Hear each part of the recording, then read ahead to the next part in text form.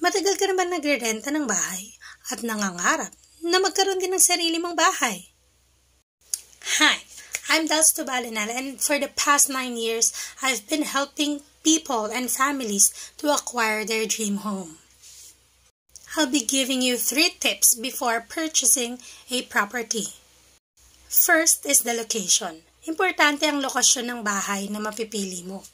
Dahil kung ikaw ay nagtatrabaho, kailangan malapit yun sa trabaho mo.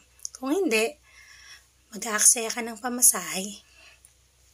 Number 2, kung may estudyante ka, syempre kailangan malapit din yun sa school niya.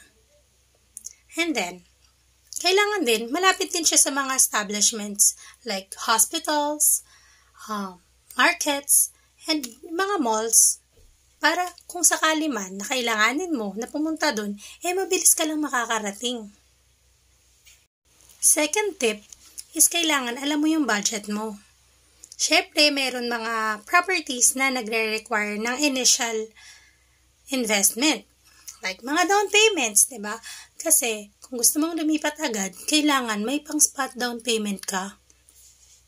Third, kailangan alam mo kung ano ba talaga yung gusto mong kunin. Or yung kailangan mong kunin. Kung condo ba yun o kaya house and lot. Kasi kung nagtatrabaho ka sa Manila, tapos kukuha ka ng house and lot sa Bulacan or sa Cavite, baka malayo din sa'yo yung makukuha mong bahay.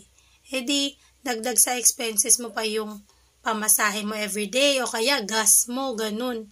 So, kung condo yung kukunin mo, baka mas maganda para sa'yo kasi tipid ka na sa pamasahe, sa pagod, sa araw-araw na travel time mo.